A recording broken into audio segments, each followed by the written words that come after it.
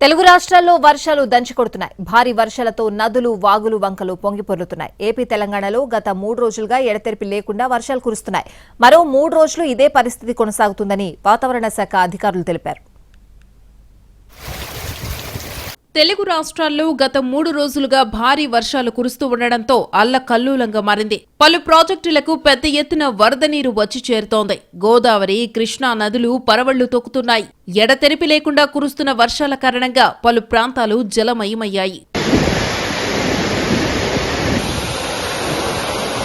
ఎడతెరిపి లేని వర్షాలతో ఆంధ్రప్రదేశ్లో పలుచోట్ల వాగులు, వంకలు పొంగి పొర్లుతున్నాయి. పలు ప్రాంతాల్లో వరద పరిస్థితులు నెలకొన్నాయి. 6 జిల్లాల్లో భారీ నుంచి అతి భారీ వర్షాలు కురుస్తున్నాయి. ఉమ్మడి కృష్ణా, తూర్పు శ్రీకాకుళం జిల్లాల్లో స్కూళ్లు మూతపడ్డాయి. ఏజెన్సీ గ్రామాలు జల దిగ్బంధంలో ఉన్నాయి. లోతట్టు ప్రాంతాల్లో నీరు నిలిచిపోవడంతో జనం అవస్థలు పడుతున్నారు. కొన్ని చోట్ల రోడ్లు తెగిపోయాయి. దీంతో రాకపోకలకు అంతరాయం కలుగుతోంది. పొలాల్లో నడుములోతు నీరు నిలిచిపోవడంతో పంటలు దెబ్బతిన్నాయని రైతులు ఆవేదన వ్యక్తం చేస్తున్నారు.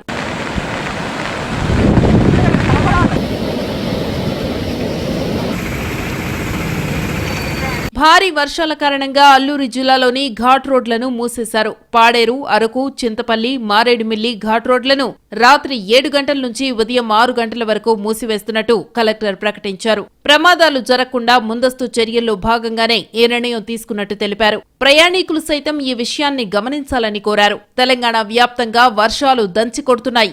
ఆదిలాబాద్, కుమరం భీం, మంచిర్యాల, జగిత్యాల, పెద్దపల్లి, జయశంకర్, భూపాలపల్లి, ములుగు, కొత్తగూడెం, ఖమ్మం జిల్లాల్లో భారీ వర్షం పడింది. మరో 3 రోజుల పాటు ఇలాగే వర్షాలు పడతాయని వాతావరణ కేంద్రం హెచ్చరించింది. హైదరాబాద్తో పాటు వికారాబాద్, మేడ్చల్, మల్కాజ్గిరి, రంగారెడ్డి, సంగారెడ్డి జిల్లాలకు వాతావరణ శాఖ ఆరెంజ్ అలర్ట్ జారీ చేసింది. అత్యవసరమైతే తప్ప ప్రజలు ఇళ్ల నుంచి బయటకు రావద్దని అధికారులు హెచ్చరిస్తున్నారు. ఇప్పటికే రాష్ట్రంలోని 10 జిల్లాలకు ఆరెంజ్ అలర్ట్ ప్రకటించగా తాజాగా హైదరాబాద్తో పాటు మరో 4 జిల్లాలకు ఆరెంజ్ అలర్ట్ ను జారీ చేసింది.